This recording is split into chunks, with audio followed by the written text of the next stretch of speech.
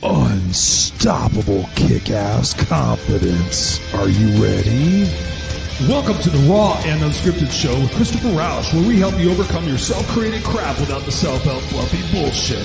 Now please welcome our host, Christopher Rausch.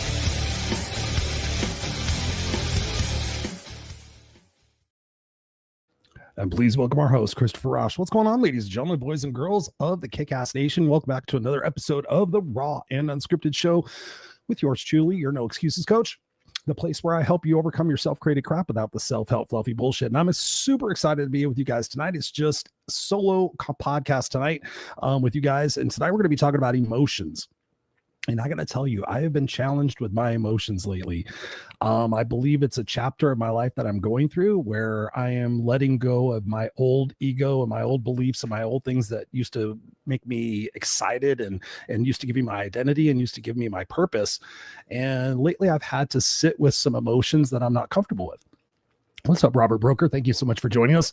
And sitting with uncomfortable emotions is something we tend to avoid. We tend to run away from our emotions. We tend to go to our short-term gratifications, hoping, wishing, and praying that whatever it is that's miring us in the negativity or in the turmoil will go away. We hope, wish, and pray that it'll go away. And we hope that maybe when we stop ignoring it, when we come back and we check on it, it's gone.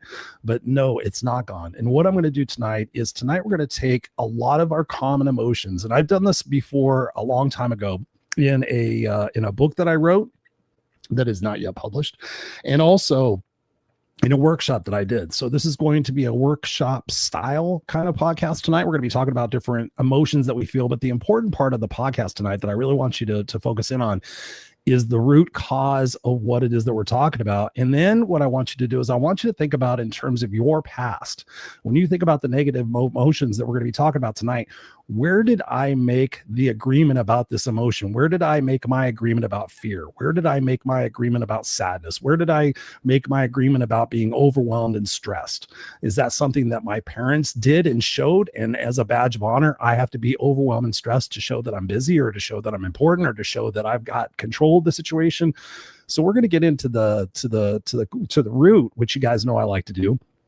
But then also we're going to talk about questions that you can ask yourself and assignments that you can do on your own after listening to this broadcast, that you can start focusing in on your emotions, not running away from them.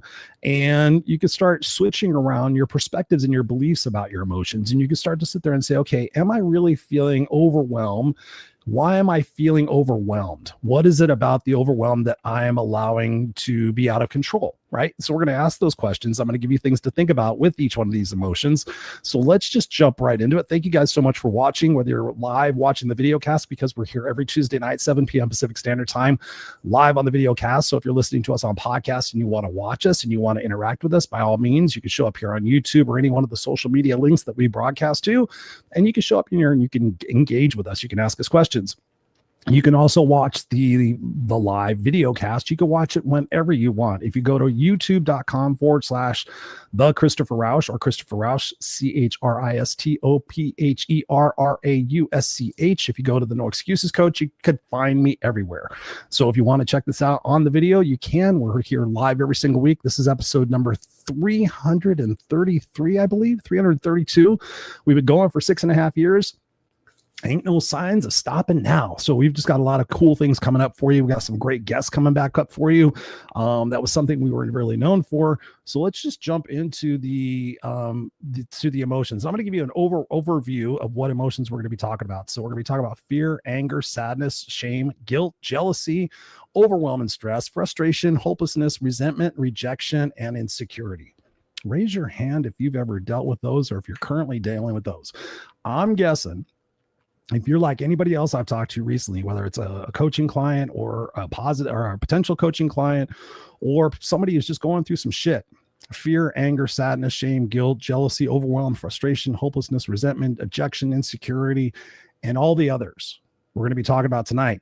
And it's really important that when we look at these, we look at the perspective that we're experiencing in that. We're looking at the root cause of it. We're looking at, how can I see this differently? How can I see my situation differently? If I were successful with this emotion, how would I act? What would be my approach to it? If I didn't have any fear, what would be the thing that I would do first? If fear was no longer an objection in my life, what it is that I would do first. So let's just talk about that. Fear. So the childhood root of fear, and I'm going to be reading some of this, so I apologize. Fear kept us safe from punishment, rejection, or danger. So when you think about that, you think about fear, it kept us safe from punishment, rejection, or danger. Okay. And we're kids. So how are we able to process these emotions? Nobody ever teaches us how to process our emotions. What do parents and what do teachers and what do caretakers do to us when we're little? They negate our emotions. They tell us, oh, you shouldn't feel upset. You shouldn't be mad about that. You shouldn't be crying. Stop crying. You have nothing to cry about. What does that tell us? What does that tell us about us? What does that tell about our worthiness? What does it tell us about how much we're really cared for in those moments when we're told to just shut up and deal with it? Because basically what our parents and our caretakers are saying is they don't want to deal with us. They don't want to deal with our baggage. They got enough baggage to deal with on their own. They're not equipped to handle our baggage too, so they want our baggage to stop. So when you think about fear, the adult message now is pay attention. Something feels uncertain or unsafe. And so often it points to growth opportunities. So I look at fear as it's stretching into some place that is offering us an opportunity of growth. So I'm afraid of going out and getting another job. I'm afraid of ending the relationship that I know I'm not happy in. I'm afraid of starting my business. I'm afraid of talking to somebody, whatever it might be. What is your perspective about it? And what is it that on the other side of that fear will get you that growth? So I've been afraid of doing X. What if I were no longer afraid of doing X? What would be the result? How would I feel as a result of doing that? And what am I truly afraid of? Right? When you think about it, what am I truly afraid of? Am I really afraid of rejection? Am I afraid of failure? Am I afraid to make a mistake? Like all of that stuff really is a different message that you need to send to yourself. So instead of being afraid, we've talked about it here on the show, I encourage you to feel excitement. Right? The difference between excitement and fear is how you put your perspective in it.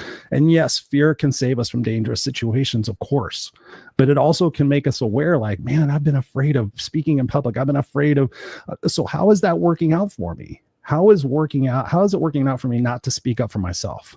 I'm probably sitting here in quiet desperation, moping and angry and frustrated because I never told these people this, or I'm not telling these people that now.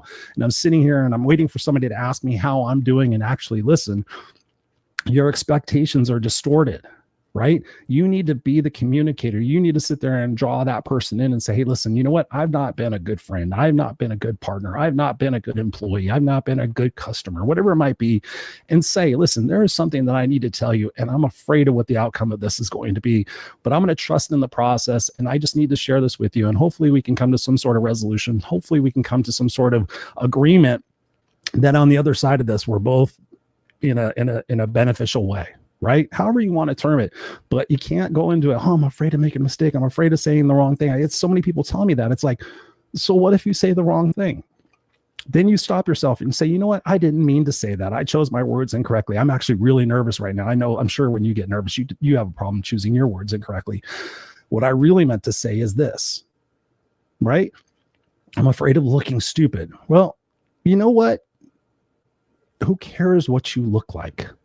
It cares about the meaning and the expression that you have when you come through this, and deciding for yourself that you're no longer going to allow yourself to live in fear, because we're not born with that fear. Of course, dangerous situations are going to present themselves, but like I said before, fear kept us safe from punishment, rejection, or danger. So if we run away from that fear, oh, it feels uncomfortable. Guess what? You're only going to look back on your life and you're going to regret it later. You're going to be like, I was really afraid of what somebody was going to say. Like, who really cares what that person thinks anymore? Because when we think it, we blow it out so big in our brain. But the truth is, it really doesn't matter what other people think. It matters what they think in terms of how we can converse with them. So being afraid, like, why would you be afraid of taking that job? Why would you, when you think back on your life, oh, I made a mistake. Oh, I screwed it up. Maybe that was a learning lesson for me to learn. Maybe that's not what I'm good at. Maybe that's not what I'm supposed to be doing. Right. And so often we put ourselves into this safe zone. Oh, as long as I'm safe, as long as everything's safe and certain and comfortable, then I'll be okay. But that's not where you're living life, ladies and gentlemen. That's existing in life. And that's waiting for someday to break out of your shell and actually truly live your life. And I see so many people that look back on their life and they regret, why did I care about that?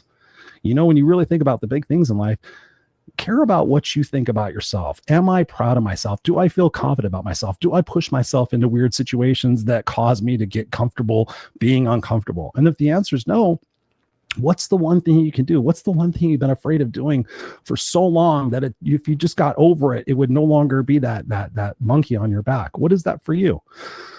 Put it in the comments. Jacqueline says here, she's watching live. She says, I used to be afraid of dying. Since my father died, I have no fear. I have a fear of being left. Right? Yeah. I mean, fear of death, fear of the unknown, fear of uncertainty. It all comes into that the stories and the patterns that we tell ourselves. For me, yeah, of course I'm afraid of dying. But on the other terms, that how can I be excited?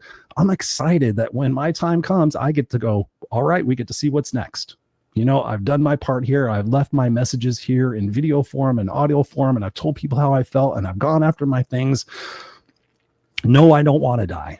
But on the other side of it, I'm excited. Like, do I get to be an angel for so many people? What is this all about? So there is a sense of excitement, and we can't avoid that fear in our life. So I'm going to choose to live rather than live in fear. I'm going to live in excitement.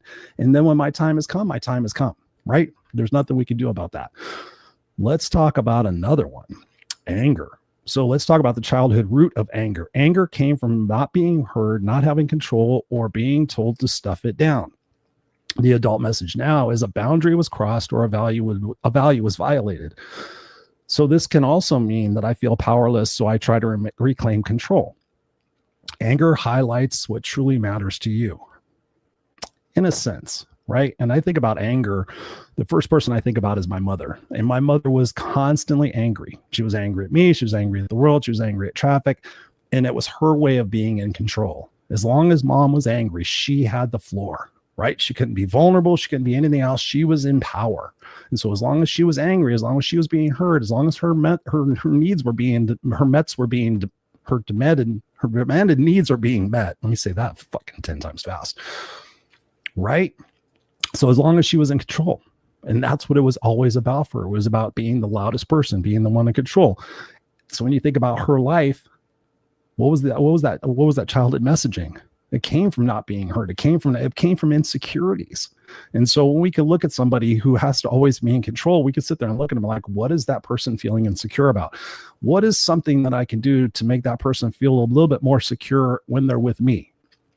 And that's one of the reasons why I became a coach, is because I found that people felt comfortable with me telling me their life stories. Chris, I feel like I could tell you anything. They would come into my office and talk about some sort of business thing, and they would leave 45 minutes later going, oh my God, I can't believe I just told you that. Because I would make people have that sense of comfort, that sense of security, that sense that I wouldn't judge. And then I would sit there and simply listen and ask questions. And by the time I was done with it, like, oh my God, I feel so much better talking to you. And I'm like, I really didn't say anything. All I did was ask you some questions and listened. So when you think about the anger in your life, what are you angry about? And it is what you're angry about, is that your fault for not saying anything to correct the thing that you're angry about. So if you're angry about the way you're treated at work, or if you're angry about the way you're treated at home, or if you're angry about what the government is doing, but you're not doing anything about it, then what is your anger really stemming from? It's stemming from not being in control. Maybe it's because you're not focusing on other areas of your life. So hear this, ladies and gentlemen, hear this. If you're angry constantly at other things, perhaps that is a signature that you are directing your attention at other things that you think you have control over, but you don't. And so you can say you're mad and you're angry about those things and you're frustrated about those things, but what are you really doing to fix it? So this is where you have to ask yourself, am I part of the problem or am I part of the solution? And that's a very honest question you have to ask yourself. And you can sit there and you can deny, well, this and that and this and that. So if you find yourself giving yourself excuses, and if you find yourself immediately being defensive, right? I catch people being defensive a lot. And I'm like, do you recognize how defensive you really are? And a lot of people don't. They don't realize how defensive they are. So what are you being defensive about? If you're constantly having to get on your high horse and defend yourself and make yourself known and make your opinion known, what is the deeper root of that? Again, where is your anger coming from? Where did you learn that anger was a good thing? Oh, my parents. I saw my dad always angry and he got what he wanted. He got what he wanted from the person at the restaurant. He got what he wanted from the auto repair service person. He got what he wanted from my teacher. As long as he was angry and as long as people were afraid of him, he got what he wanted. That's the message that we get sent to our brains, or that's the message we send to ourselves. And then we find ourselves, ooh, when I'm angry, I get what I want. Ooh, my boyfriend cowers when I get angry. So you start doing these things unconsciously. You start not recognizing the patterns of what you settle into as what you are regularly doing. And so you need somebody outside of yourself to sit there and say, hey, when did it become acceptable to be angry all the time? Right? I ask people that. I'm like, every time I talk to you, you seem to be really angry. There seems to be something new that you're pissed off about. And then I say, how is that working out for you? And then they tell me for like 20 minutes, oh my God, Chris, I'm pissed about this and I'm pissed about this and I'm pissed about that. I'm angry about that. I'm like, okay, so what things that you're pissed about, what are the top 3 things? And then what are the top 3 things you're doing about that? And then oftentimes like, well, I meant to do this and I've been meaning to do this and, I want to do this and I should do this, but, insert excuse. So again, these are opportunities as we're going through these, and I could go into each one of these a lot deeper, but if you're finding yourself angry a lot, ask yourself, what is it about myself that I'm angry about? Because often we're angry with others and with other things that are also an aspect of ourselves that we're mad at too. We often don't like in others what we don't like in ourselves. So that is for you to kind of examine and to explore and to sit there and say, okay, how can I reframe my anger into passion? Right? I'm really passionate about helping girls that are going through sex trafficking. I know people that are very passionate about that. So they're getting involved in their local communities. They're seeing what they could do. Whatever it might be. They may not be the people that are kicking down the doors, but maybe they're the people that are raising awareness or writing into legislation to have new laws written. If you're mad about something, get involved in that. That way you can sit there and say, when people ask you, what are you doing about it? You're like, that's a great question. You know what? I make dial-out campaigns. I do a print campaign. I speak at local churches, whatever it might be. As long as you're part of the solution, not part of the problem, then your anger tends to turn into passion, and it turns to directed passion. And it's no longer negative, it's positive. So again, when you think about this, the fear becomes excitement, the anger becomes passion, right? You see where I'm going with this? What's up, Dennis Ramilla? Hello from China. Thank you, brother. Appreciate you being here. He says, the secret. You know the secret, brother. Like I said, the secret service. I'm like, I don't know the secret service. Got Michael Baker. I can't talk tonight. Michael Baker in the house. He says, presence, my friend, not presentation. There you go. I like that. Presence and not. Man, what's wrong with my voice today? Presence, my friend, not presentation. Thank you guys for being here. Appreciate you all when you're here live or on the replay. Appreciate it. Jacqueline says here, I've also had a fear of being misunderstood. Having anger affects your health. I let anger go. Yes. It affects your health. That stress and that cortisol builds up in your system. And how can you be happy and joyous when you're angry and pissed off, right? People spend too much time letting their emotions choose them. And I'm here to tell you, you get to choose your emotions. Let's talk about the next one. Let's talk about sadness. Ooh, sadness. I know a lot of people are feeling sad right now. And I know a lot of people that are feeling sad, but not doing anything about the thing that's making them sad.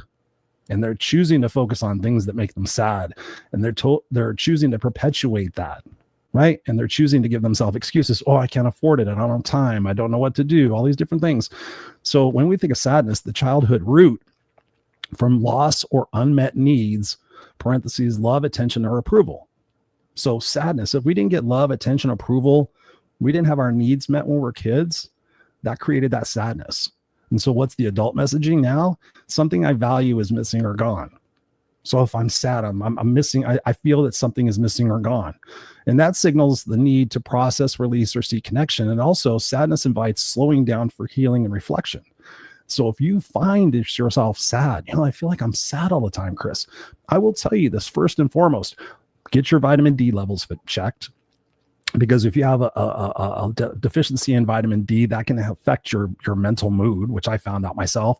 Told the story 1,000 times. I go outside and get sun every day. I go out for a walk, went in to get my vitamin deficiencies, and they said I was vitamin deficient in D. And I was like, what? And so now I take a weekly supplement, and it helps. And so my vitamin D3, vitamin D5, whatever it is, came back and it's all within range. My magnesium came back it's within range. Potassium came back within its range. Most of my things recently, I just did 100+ blood tests through functional health, functionhealth.com. And all those things came back within range. So what is out of range for you that's causing your sadness? What unmet needs are causing your sadness? And again, oftentimes I find from my coaching clients and I find from the people that I'm speaking with is they haven't spoken about it. They're afraid to say what they need to say to their mom or their dad or their friend or their brother, their sister, their boyfriend, their girlfriend, whatever it might be. They're afraid. Like, so what are you afraid of? You're afraid of, oh, I'm afraid of being too picky. I'm afraid of being too judgmental. I'm afraid of being too needy. Okay. Have you exhibited these traits before? I mean, is this something that you've been harping on? No, I haven't said anything about it. I'm like, okay. And how's that working out for you? So you got to ask yourself these questions. Like, how is it working out for me? This quiet misery. How is it working out for me not taking care of myself? How is it working out for me to be angry all the time? I had to check myself recently. I don't drive that much anymore, but I realized that my road rage had gone from being pretty good to overnight being pretty bad. And I'm like, what is it about my expectations that are unrealistic, where I'm getting in a vehicle and expecting everybody to use their turn directionals all of a sudden? People are stressed. People are going to be cutting in front of, people are making stupid mistakes. And I'm like, what are you, fucking stupid? How are you allowed to procreate? I'm like saying all these things in my car. And then I had to stop myself. I'm like, Chris, how's this working out for me? I could be sitting here listening to music and singing and having a good time, but yet I'm focusing on what other people are doing or not doing that I have absolutely zero fucking control over. I'm not going to see these people ever again, but I'm allowing them to infiltrate my mood where I could be singing and having a good time, which is what I'm normally doing in the car. But I'm allowing these people to infiltrate, and for me to be negative and caught up in all this other shit, I had to check myself. And so that's the big thing. That's the big message that I want you guys to make sure you take from this. And we talk about it a lot on the show: awareness, acceptance, and action, right? You got to be aware of it. Like, man, I've been pissed off a lot. I bring my anger home from work, whatever, what can I do? What are some things that I can do? And the biggest thing you can honestly really do is talk to somebody. We all need people to talk to in our life. So if you have the sadness, you have the anger. What was the other one we already talked about? Agnes, fear, right? If you have these things going on and you're not talking to somebody, you need to talk to somebody. You need to have people in your life, right? We talk about having a team, somebody you trust, somebody who empowers you, somebody who holds you accountable, somebody who mentors you, and it can't be the same person. And oftentimes, Chris, I have one person that's my mentor that listen, okay, you're placing a lot of stress on that person, and you need to take responsibility and ownership for yourself. You need to go see a therapist. You need to get a coach in your life. Oh, Chris, I've gone to therapy and it didn't work, right? I was just coaching somebody recently. I'm not a fucking therapist. And I said, you need to go find 5 different therapists. And I guarantee you within the first 3, you're probably going to find the person that you resonate with. And then to have somebody that you can go to every single week and let it all out. This is what I'm afraid of. This is what I'm frustrated about. And tell them. And they're going to be the ones that are be like, oh my God, what you just told me, you need to tell your loved one. You need to communicate your feelings. You can't keep pressing that down, right? We have our emotions, and this is really critical. We either express them, or we repress them, or we suppress them. Right. And you guys could get into the semantics of repressing versus suppressing.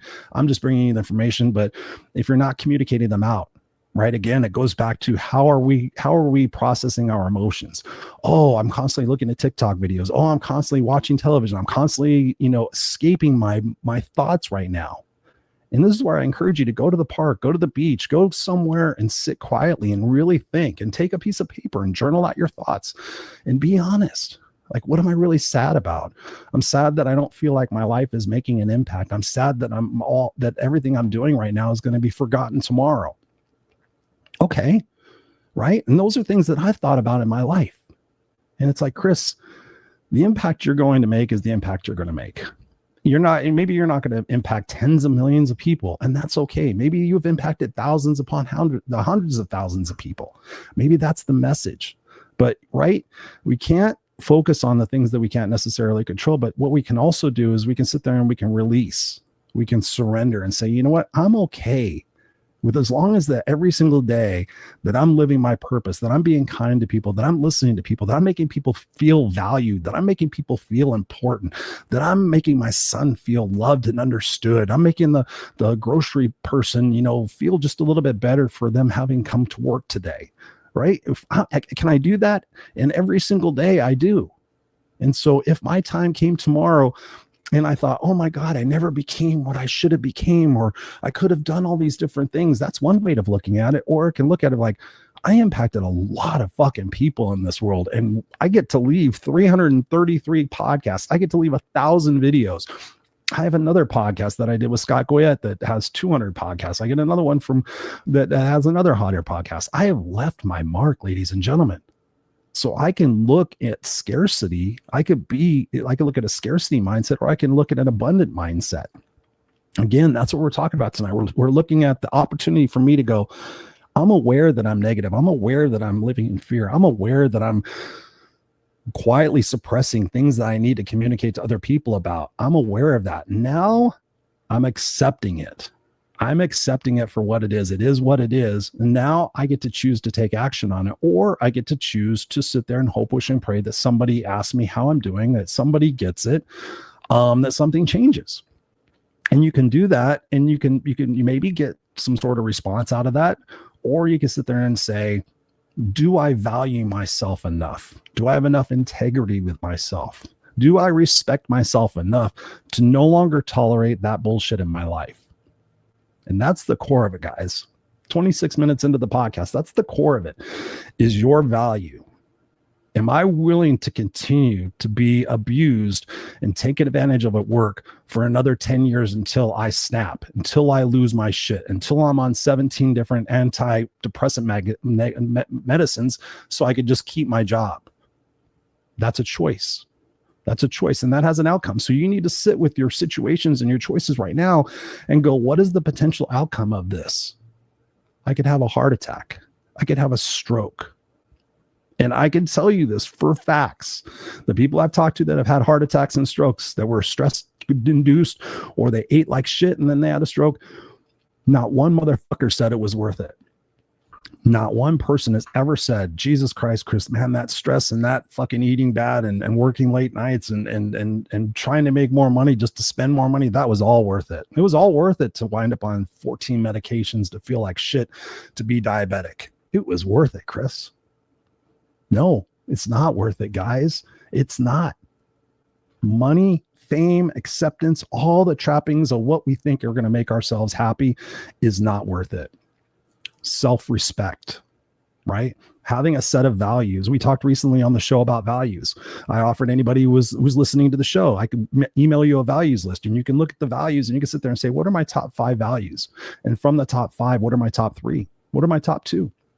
What are the top 3 values in my life that I'm willing to no longer compromise on? What about that? How about a statement? How about not just a lukewarm promise? How about a statement to yourself to sit there and say, you know what, starting today, I will no longer tolerate somebody talking down to me. I will say out loud, I understand you're angry. I understand you're frustrated, but I will not allow you to speak to me like that anymore. Let's reconvene this meeting tomorrow when you're feeling better, but I'm not going to accept this talk right now. Oh, Chris, that's my boss. It's this and that. Say it. Say it. They're going to, you're fired. Okay. Then you have to deal with it. Then you maybe have to do a lawsuit, but maybe you're just going to sit there and say, you know what? I'm fucking glad I got fired. Maybe the worst thing that can happen to you, you think that the worst thing ever happening to you is like, oh my God, Chris, getting fired would be the worst thing. That, ladies and gentlemen, might be the best fucking thing that ever happened to you. Saying what you want and getting fired and having to go out and look for another job and being like, oh my God, Chris, I'm at a place now where people fucking respect me. People ask me my opinion. I'm getting empowered. I'm getting responsibility. Well, yeah. You were at that other job for 12 fucking years, hoping, wishing, and praying that somebody was going to identify what you were going through, and they didn't. And then you got fired and thought it was the worst thing that was ever going to happen to you, but it wound up being the best.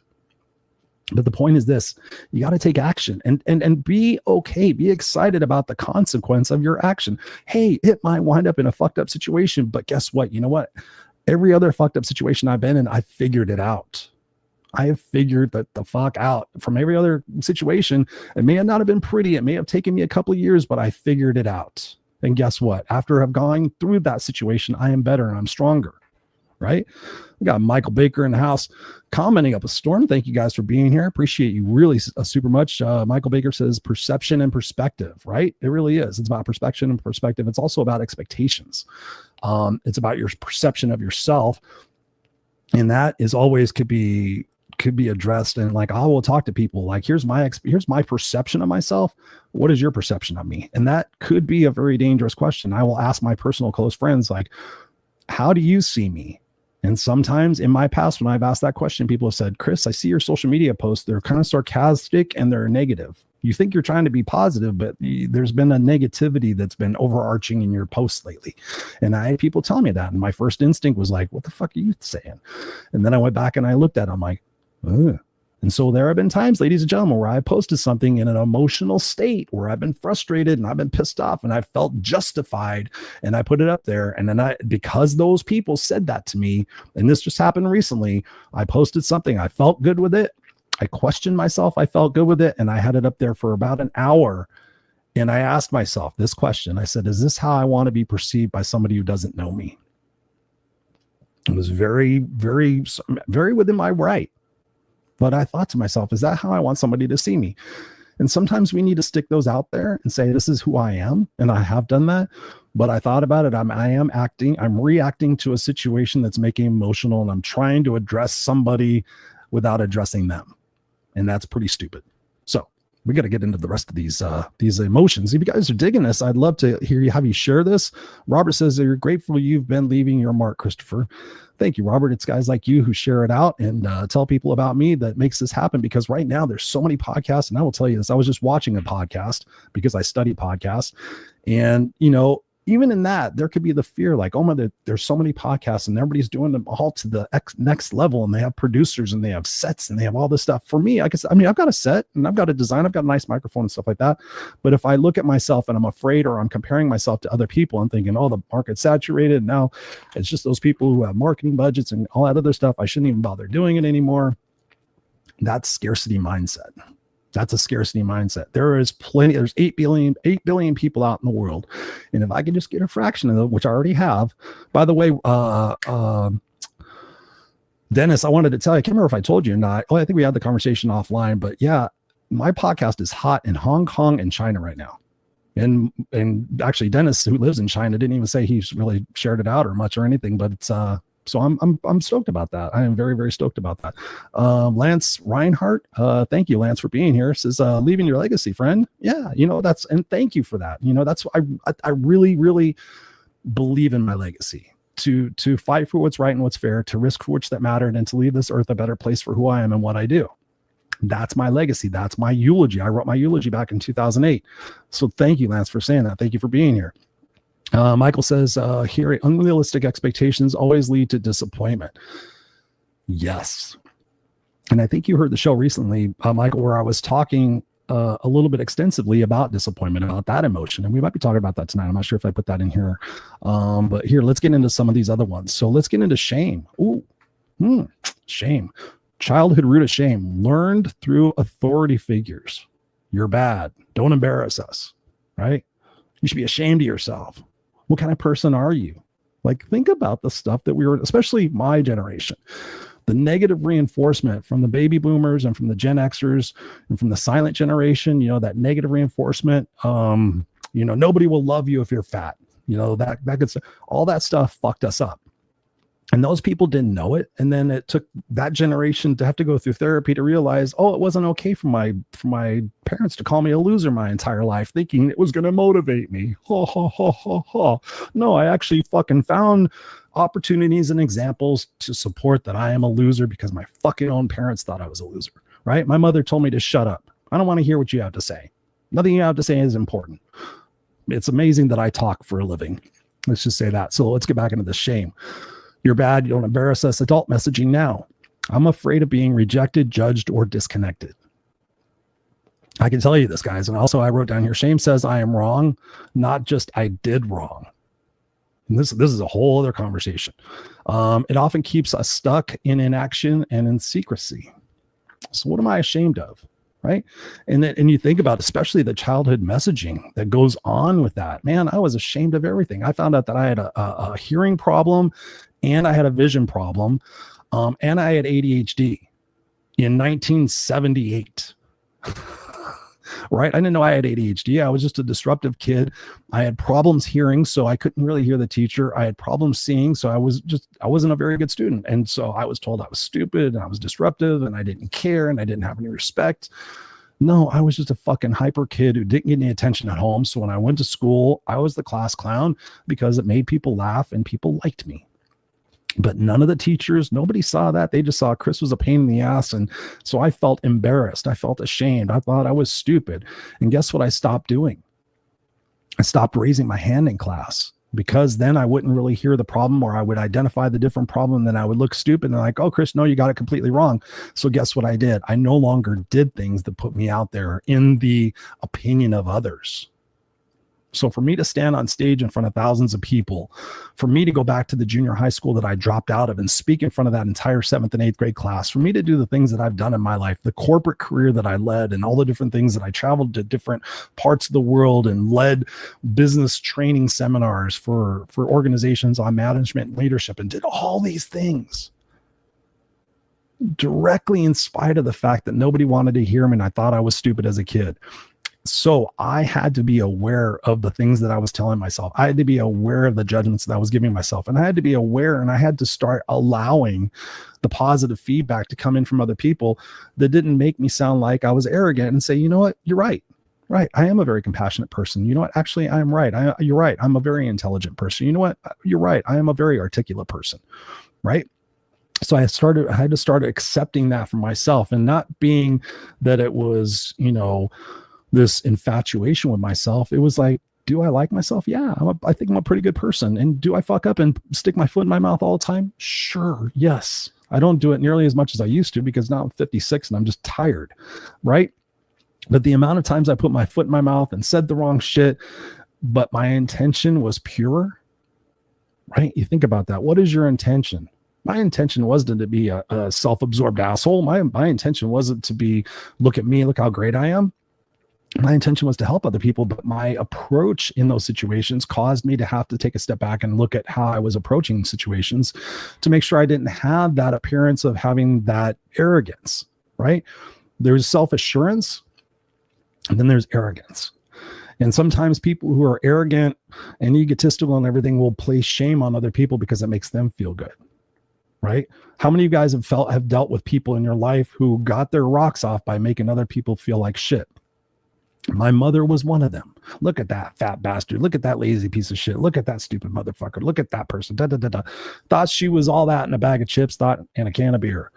And no, she wasn't. But her projection of herself gave her that false sense of security. But really inside, she was a sad, scared little girl who had to put on this big show that had to have been exhausting her entire fucking life. So at 69 years old, I watched my mom die. And I held her hand and I let her go. And then oddly enough, here in Southern California, it started pouring rain. And I thought the symbology of my mom holding in all that pain and having to fight and pretend and struggle and prove and all these different things, when all she had to just be was herself. And she would have the right people in her life. But she tried to have everybody respect her, and everybody thinks she was intelligent. And everybody thinks she was this and all. I was a race car driver. I was a model. I was all these different things. But she was really a scared little girl inside of her body her entire life. So this is a message to you guys. Whether you're 38, 58, 68, 78, it starts right now. It starts with this awareness to say, you know what? I'm not going to be afraid of dying. I'm going to be afraid of not living while I'm alive. So what are a couple of things that I would love to do before I die, so that when I die, I could say, fucking even at 78, I did it. I went out and jumped out of a plane I've been scared of my entire life. I went to Bali and swam with the sharks. What it might be for you, go do it. Like, figure out a way to do it so that when you get to that point, if you're afraid of dying, you can sit there and say, now, you know what? I'm not afraid anymore, because I know when I get there, I've done the 3 things that I didn't think I was ever going to do in my life. And I've done them. I've lived my life. I don't have to be afraid of dying because I lived while I'm alive. And that is the key. And I'm speaking to you, especially Jacqueline Rose, but I'm speaking to everybody because a lot of people have a fear of dying. They have a fear of not being remembered. And I could tell you this. I know a lot of famous people. And I could tell you things like, think about Michael Jackson. Most of us are old enough to know Michael Jackson. On one hand, you could look at him as an amazing pop star and childhood prodigy and and did all these things and had all these hits and influenced so many artists. Or you can sit there and say he was a pedophile. You know, it sucks. It sucks. People are going to remember you how they want to remember you. So the important thing to do is to not live your life in shame and not to live your life in fear. And here's another one. I want to get to the rest of these because I can talk a while. Guilt.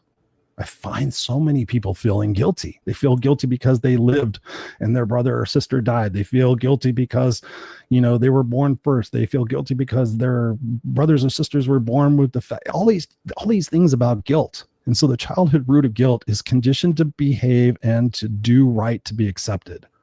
Right? The adult messaging now is I did something wrong and I need to make amends. Healthy guilt pushes growth. Toxic guilt traps you in self-blame. So when you think about this, like what are potentially you guilty of or feeling guilt about or feeling shame about? Right? And how long have you been carrying that around with yourself? A lot of people have been carrying shame and guilt around their entire lives. And I literally feel like it's like this big sack. And this, can you imagine carrying a sack of 60 pounds around with you everywhere you go? And you've had this sack since you were 7 years old of this guilt and the shame because, you know, the person at church, you know, touched you or whatever it might be, right? From ranging from the, oh my God, to the not so much, but you've been carrying that shame and that guilt around. And just imagine what it would feel like to go like this, to let it go. For those of you guys listening on the podcast, which we're in 30 plus countries, I just let go of what it appeared to be hanging on to like a bag, like a heavy bag. Can you imagine it's you have to keep shifting it from one shoulder to the other and you're carrying it around. But one day you just realize, you know, I'm going to let that go. I'm going to let the fear go. I'm going to let the guilt go. I'm going to let the shame go.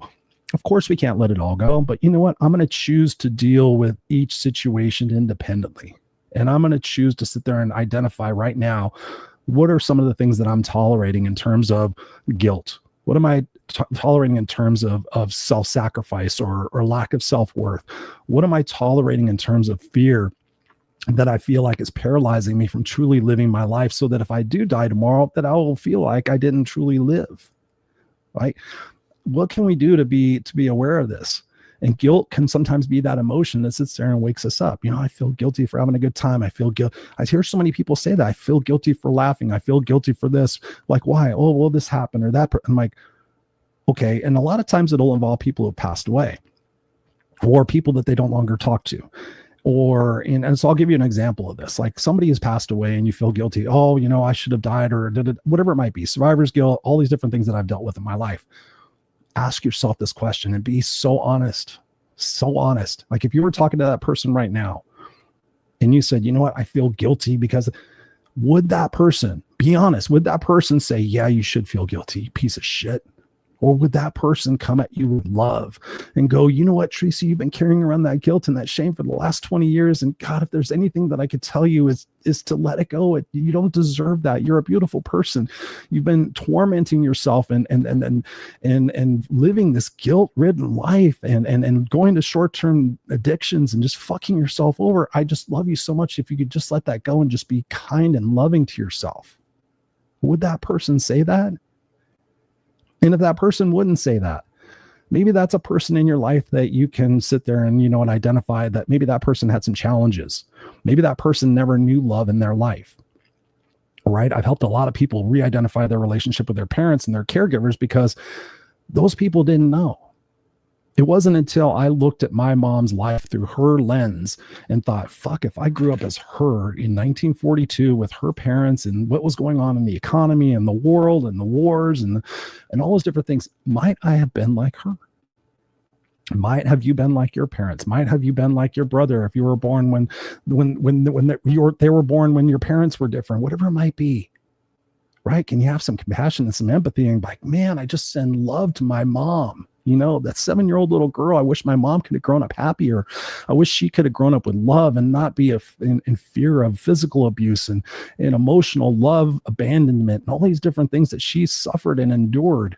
And the agreements she made to be, you know, as long as I'm in charge, nobody can hurt me, and all these different things that she made true about herself that fucked her over her entire life. I'm telling you guys this, you don't have to fuck yourself over for your entire life. And maybe you're the person, you know, you guys listening to the show are leaps and bounds ahead of other people that don't listen to personal development and self-growth. You're leaps and bounds. Let's get into a couple of these other ones. Jacqueline says here, Christopher, you're the smartest person I ever heard. You need to hear some smarter people, but thank you, Jacqueline. I appreciate that. You know, oftentimes we do self-deprecating humor and stuff like that, but no, thank you for that. I try to be the best person I could possibly be. And if I happen to be a smart person, thank you. If I happen to be a funny person, thank you. If I happen to be a sarcastic person, thank you. I'm just trying to be the best I can be, so that, again, at the end of the day, that I know that I serve the Jacquelines of the world and the Roberts of the world and the Michael Bakers of the world and the Ellies of the world and all the people that I can think of in my past that are passed away now that are angels on the other side. I feel like they're still giving me messages like, Chris, you were so right, and still sending me these little nudges and these little boosts. So thank you for that, Jacqueline. I appreciate that. Lance says here, create your own narrative for the good and the positive purpose. 100%, right? Lance, you should have a podcast. If you don't have a podcast, you should have one. So let me get, so Jacqueline says here, sometimes you feel guilty for calling people out on their shit. No, I don't feel guilty. I feel a sense of purpose. Honestly, I don't feel guilty. I feel a sense of purpose and a sense of service, that I'm the person that has the fucking ball to tell this person what's going on because nobody else will. So think about that, Jacqueline. It's not, you know, we could choose not to have that. Right. So here's looking at that is jealousy and envy. So the childhood root of jealousy and envy is developed when we compared ourselves to sibling, peers, or felt overlooked. So again, I think about in terms like, oh, how am I compared to this person or that person in the podcasting world or the motivational world or the speaking world or whatever it is. And, you know, and if we compare ourselves, we're not comparing apples to apples. We're comparing snapshots of what we think their success is. I've had people tell me all the time, like, well, Chris, you're always so happy and you're always so energetic and you're always so successful. And I was just sharing with my friend Serena tonight. She said, how are you doing? And we can have those honest conversations. And I told her in that moment, I said, I'm kind of frustrated and not feeling myself. I've had some health challenges that don't, I mean, I say challenges. I had 13 blood tests out of 100 that were out of range, and it's not that bad. But for me, it's a big deal. But I told her, I said, I'm not feeling myself and I miss the old me, but I'm excited because the transition that I'm at 56 years old is scary and it's uncertain and it's unpredictable and it's not what I want, but it's what I'm getting. And I can either choose to run from it and be scared of it, or I could just sit there and say, okay, what's happening now? What's next? You know, the second phase of Chris and the first phase of Chris are over. This is the third phase of Chris. This is Chris 3.0. What's happening? What's going on? What's exciting? What's new on the horizon? And so if you're feeling jealous and envious of other people, check yourself and just sit there and say, what's an aspect of their personality? What's an aspect of their growth? What's a part of them that I can copy and duplicate and perhaps incorporate into my life? So it's not about that person's smarter, better looking, or luckier, or anything else. I tell people, people tell me, oh, those people are so lucky. I'm like, no, people make their luck. I was just watching the Diary of a CEO, and the guy was talking about 1 o'clock in the morning. He was at the office. He goes, I'm willing to do right now what most people aren't to get what most people want. He goes, so I'm doing this. And I can totally identify with that. I was the first person to show up at work. I would be the last person to leave. I would do work on the weekends. I would do work at night. And it showed in my career. It showed in my trajectory. It showed that I had 6 promotions, 8 years, I think it was. When I used to look back on my pay scale over the years, it was like, bam, I went through a blast off there, but I was very intentional about that. And rather than being jealous or envious of other people, I would sit there and say, what is that person doing or not doing that's setting themselves apart from the competition? What are they bringing to the table that's unique? What is that? Oh, that's honesty. That's bravado. Maybe I need to have a little bit more of that. Maybe I need to speak up in management meetings and call things out and be a little bit braver rather than the status quo and sit there and going, I'm not going to be the guy that brings that up. Everybody in the room knows it, but nobody's going to bring it up. I'm not going to be that fucker that brings it up. Maybe I'm that guy that needs to bring it up. Maybe that's what sets me apart, so that the boss in the corner goes, that guy just said something that's really uncomfortable, but he said it for the greater good of everybody involved. right? What are you doing for the greater good of everybody involved? Are you taking that risk for yourself, right? Another one of the emotions that we're talking about tonight is overwhelm and stress. These kind of go together. So the childhood root of overwhelm and stress came from being given too much responsibility or pressure early on, right? You got to get straight A's in schools. You got to get all your math homework done. You got to do all the extra credit. You got to do, right? No, you got to be a kid. That's the problem with my mom. She was never allowed to be a kid. It was all about her schoolwork and having straight A's and getting into college. Like, you shouldn't be pressuring a 7-year-old to get into college. A 7-year-old needs to learn their multiplication and division and fucking learn to be a kid and have relationships and to have failures in their life and to have challenges, right? When you think about overwhelm and stress, the adult messaging is, I don't feel equipped to handle all of this. And I hear a lot of people, probably out of all the emotions, this is probably one of the biggest ones I'm hearing people right now. They're just, I'm so overwhelmed, Chris. I'm so stressed out. I can't even maintain. I'm just barely surviving. I'm barely hanging on. And I'm hearing a lot of that. And I'm not going to negate that, because everybody is equipped with what they're equipped. But start asking yourself different questions. The magnitude of asking yourself different questions, the magnitude of getting vulnerable with yourself and being honest with yourself. I can't overemphasize. Yes, it's uncomfortable. Yes, it sucks. Yes, it's everything. It's all these emotions wrapped into 10 and into one. But is it worth it? To be on the other side of something and say, you know what, I'm glad I spoke my mind. I'm glad I stood up for what I believed in. Yes, I got fired, but wow, I got into this other relationship. I'm glad I stood up to my husband or my wife. I'm glad I shared my feelings and gave them an opportunity to change, and they didn't change. So now I'm in this other relationship. And I can cite so many stories of how many relationships that I know of people were fucking miserable, and then they didn't want to do it, and then they did it, and then they went through the yucky part, and now they've been with somebody for 10, 15 years, 20 years. I know somebody who I knew them when they were married and had their first kid. Their kid is now graduated college, and they've been with this other person, and they're so happy. And I just commented on their post. I'm so glad to see you happy because of that person taking that chance. What example did he set for his daughter? What example did the mom set for her daughter when they said, you know what, hey, mommy and daddy just don't love each other anymore. We like each other and we're going to be great parents for you, but we're going to set the example of what not to tolerate in your life. And so many people are saying, you know, do as I say, not as I do. And I've got parents now who are dealing with the outcome of that. And like, your kids are calling you hypocrites. Kids are disowning their parents right now. I don't want to have anything to do with my parents. They fucking treated me like shit. Your parents didn't know. So maybe this is an opportunity for your parents to learn, and maybe through your forgiveness, maybe through your empathy, maybe through your listening, you can teach I shouldn't have to teach my parents anything. It's their fucking fault. And they should have known better. They should have done this. Okay. You going to walk around bitter, or are you going to walk around better? Right? You're going to walk around bitter. You're going to walk around better. Andrew Rimkus in the house. What's up, buddy? Thank you for being here. He says, only your berries will tell you forbidding in the e-wind be that bestie. Are you talking English with me, Andrew? Only your berries will tell you forbidding in the e-wind that bestie. Well, he's rephrasing it here. He says, only your besties will tell you you're pissing in the wind that bestie. No. Yeah. Yes, exactly. Right.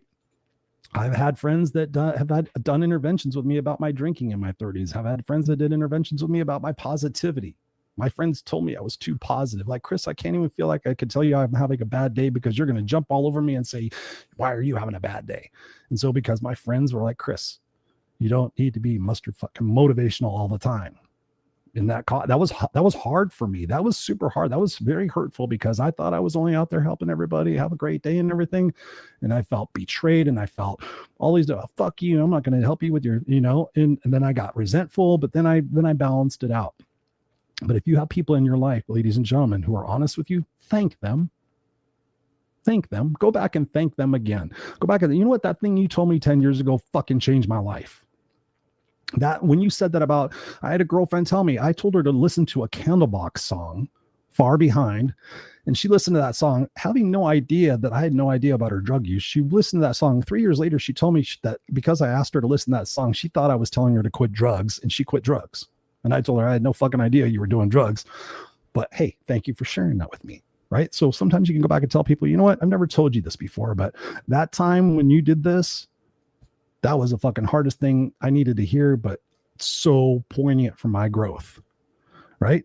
Frustration is another message. Geez, I'm going to get into a couple of these. So frustration, right? Childhood root, grew from not being able to get needs met or reach goals. Adult messaging now, frustration, something is blocking my progress. Okay, so what are you frustrated about? Nothing is blocking your progress but you. Nothing is blocking your progress but you.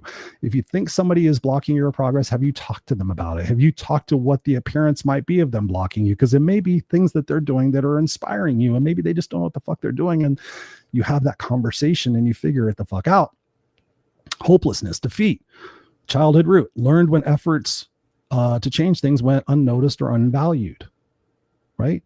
Resentment, built up when needs and feelings weren't acknowledged, rejection and abandonment. We can go on. So the point is this, and here I want to give you some of these things to think about because I promised you guys questions. So here's some questions for you. And then I'm gonna grab the rest of your comments. I try to get these things wrapped up in an hour, but sometimes it's really important to take a few extra minutes. So here's the reflection questions that I came up in this for you guys. So if I was coaching you, here are the things that I would tell you to think about. Number one, which emotions dominate my daily life, positive or negative? Which emotions dominate my daily life? Number two, when I feel chosen emotion, anger, resentment, fear, guilt, shame, what story am I telling myself? So again, question number two, when I feel insert chosen emotion, what story am I telling myself? Usually you're telling yourself you're a victim. Stop doing that. Number three, where did I first learn to feel this way and who modeled this for me? Again, going back to, was it my dad? Was it my mom? Was it my sister? Was it my teacher? Where did I learn to accept this as normal behavior? Where did I agree that this was acceptable and tolerable behavior for other people? Right? That's another way of looking at these questions is say, when did it become acceptable to become an asshole? It's not acceptable. Okay, then what do I need to do to not be an asshole anymore? Okay, I need to deal with the shit that I keep bottled up inside. So what am I going to do? I'm going to keep doing the same thing over and over again, expecting different results? No, because that's stupid. It's not even insane. That's just stupid. I'm going to go get a therapist. I'm going to go get a coach. I'm going to start talking to my best friends. I'm going to have a daily mentoring session with somebody. I'm going to have a weekly mentoring session. I'm going to look to somebody who I really who inspires me, and I'm going to take them out to lunch. I'm like, can I have a monthly conversation with you and just like pick your brain and, mentor one another? And I've done that. I have amazing mentors in my life. Question number 4. What is this emotion protecting me from? You ask different questions, you get different answers. What is this emotion protecting me from? Right? A lot of times, I got to protect myself from being hurt. I got to protect myself from being taken advantage of. I got to protect myself from being betrayed. Guys, I'll look you in the eye right now. I have been backstabbed, backfucked, cheated on, everything. Business negotiations, personal relationships, best friends, you name it, I've had my share. So when I look at, is that emotion protecting me from something, or am I allowing myself to be negative and bitter and protect myself so I don't get hurt? That's a story that we're telling ourselves. I don't need to tell myself that story. I know people who are telling themselves that story, like, I can't be vulnerable anymore because every time I'm vulnerable, I get shit on. No, not every time you're vulnerable do you get shit on. When you say every and always, and you write those stories for yourself, guess what? Over months and years and periods of time, you're not expected to think anything else. You've basically poisoned yourself. So this is the opportunity to sit there and say, hey, am I happy doing this to myself? Am I happy jacking myself over time and time again? No, I'm not. And today's the day it changes, right? Here's another question. How do I react when this emotion shows up? Do I fight, flight, freeze, people please? What do I do? And question number 6, how would I like to respond instead? When I react cursively and abruptly and angrily in my car, how would I like to respond instead? You have a nice day, right? Somebody cuts me off. You have a nice day. You must need that spot more than I do. And I for the most part, do that. I get very sarcastic. I'm like, I guess you needed that parking spot more than I did. I guess you needed that lane more than I did. I guess you needed to get there sooner than I did. But guess what? The 3,000 cars ahead of you are going to prevent that. But you go ahead and just keep trying to get up there. I applaud you. Go, Skippy, go. Right? Or if I'm choosing to be an asshole, like, maybe where else is this coming from? Maybe I'm projecting it here in the traffic, but it's something else related to another aspect of my life. So here's some assignments you can do. Trigger tracking. For 1 week, notice and write down every time an emotion shows up. Who were you with? What happened? What did you feel underneath it? Here's another thing you could do is called inner child dialogue. You can write a letter to your younger self about this emotion. Dear 7-year-old me, I know you felt unsafe when you got into trouble, but today we're safe and we're capable. Fear doesn't run us anymore. You can do that. You can write letters to yourself and say, hey, listen, kid, you didn't know any fucking better. For me, I picked up a picture of myself when I was 9 years old, and I told myself the story like, little fucker, you're going to go through so much shit, but you're going to become strong. You're not going to want to. You're going to want to give up. You're going to want to give up so much, and you're going to give up a few times. But guess what? You're going to persevere. You're going to go back to school. You're going to become a fucking master's degree holder. You're going to have a famous career. You're going to, like, I had this conversation with a picture of myself. So you can do that. I have my coaching clients do that. You can do the reframe practice. Each time an emotion comes up, pause and ask yourself, what's the real need under this emotion? What's the real need under this emotion? Number 2, is this fear, anger, sadness telling me the truth or an old story? Number 3, what's one empowering action I could take right now instead? So this is what I'm telling you guys. This is your opportunity to become aware, to accept the situation you're in, and then take that action. I have a group coaching program that is super affordable. I don't talk about it that much. It meets twice a month. It's amazing. The people that are in it have already changed so much that normally I don't even think they're going to be in it for that long, but they've been in it for over a year. And so they're changing so much that they have to re-identify their goals and what it is that they're focusing on. Because of that, they're no longer afraid. They're no longer doing those things in their life that would cause them to feel that way. And there's my son. For those of you guys watching the podcast, my son Jackson is making an appearance. Say hi, Jackson. Hi. We're doing the live podcast right now. I was trying to show you something I saw. Oh, look at that. The little cat has a beard. Yeah, that's awesome. I'm just about done. And then I'll be out. So there you have it, guys. And there's a perfect example. What is your why? What is your why? You saw my why right there. My 8-year-old son, Jackson, that I adopted from birth with my wife. That is my why. Am I being a good representation of a human being right now? Am I setting the best example I could possibly be for him? And he just had to tell me recently, he's like, ask me, we got this thing now where I said, what question do you have to ask me? And so I'm encouraging him to ask questions about my life or about things that I do. And he said, Dad, can I ask you a question? I said, yeah. He said, do you think if your mom was nicer to you, you would be nicer? Or you wouldn't be frustrated? And this was recent. I'm sharing this with you guys. I think I'm a pretty awesome dad. There's a lot of things I do right. Probably most things I do right. But there are times where I'm frustrated or I have to ask him 17 times and that part comes through me. And I had to realize that no matter how great or how much I do, our genuine human reaction nature is to, oh, what are the things I'm doing wrong? Or he's feeling that I'm like picking on him. And so I could sit there and say, no, I'm your parent and I have to do these things. And yes, I do. I have to, I said, Jackson, do you understand that I have to tell you 17 times to pick something up? I do get frustrated. And that after I get frustrated, you actually do the thing that I ask you to do. So can you understand why I do that? So there is logic involved, but his perception of me is thinking, man, my dad might be a little bit nicer if he had a nicer mom.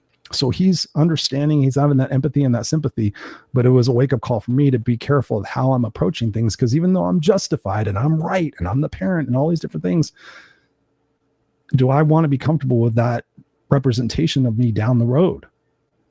And so, yeah, it sucks. And so now it's more involved. Like, okay, now instead of me getting frustrated and saying, okay, Jackson, I've asked you 17 times. On the 3rd time, I'm like, Jackson, how many times have I asked you? 3. I'm like, do you want me to get frustrated? No. Okay, what do you think you should do? I should do this.